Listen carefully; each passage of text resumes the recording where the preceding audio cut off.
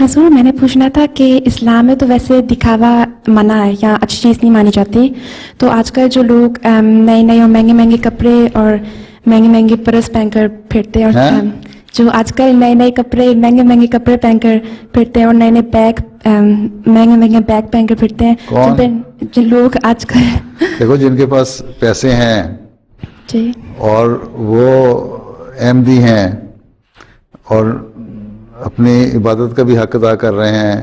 اور چندے اور مالی قربانی بھی پوری دے رہے ہیں، اور اس کے بعد اگر اس کے پاس اتنے پیسے ہیں کہ وہ کپڑے مہنگے پہن لیتا ہے اور بیگ لے لیتا ہے جی تو اس میں کوئی حرج نہیں ہے. لیکن اگر تم چندے بھی نہیں دے رہے، غریبوں کا حق بھی نہیں ادا کر رہے، زکوٰۃ بھی نہیں دے رہے ہیں جی اور صرف فیشن کی طرف توجہ ہے تو پھر وہ غلط چیز ہے. ٹھیک ہے حضور. جی ٹھیک ہے نا. بعض ایسی عورتیں ہیں،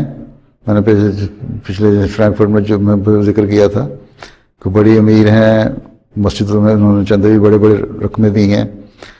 اور کپڑے بھی اچھے پہنتی ہیں اور سونے کے زیور بھی ان کے پاس گراموں میں نہیں بلکہ کلوں میں ہے اور اس میں آ کے وہ اتار کے چندے میں بھی دے جاتی ہیں سارے کا سارا زیور. تو ایسی عورتیں اگر زیور بناتی ہیں تو کیا فرق پڑتا ہے؟ اور جو اسلام نے جو ہے نا، جو آج کل کے ان کو فقیر کہتے ہیں یا ایسے لوگ جو اپنے اوپر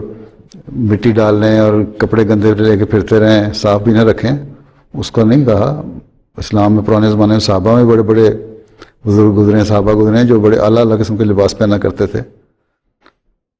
اور اس کے بعد بھی امت میں بڑے بڑے بزرگ گزرے ہیں، بڑے بڑے قیمتی مہنگے چوبے پہنا کرتے تھے، ہزاروں لاکھوں میں ایک ایک کوٹ بنتا تھا ان کا. تو ہم تو تصور بھی نہیں کر سکتے اس کا بھی، لیکن اس کے باوجود ان کی بزرگی میں کوئی حرف نہیں آتا. قربانیاں کرنے والے تھے وہ.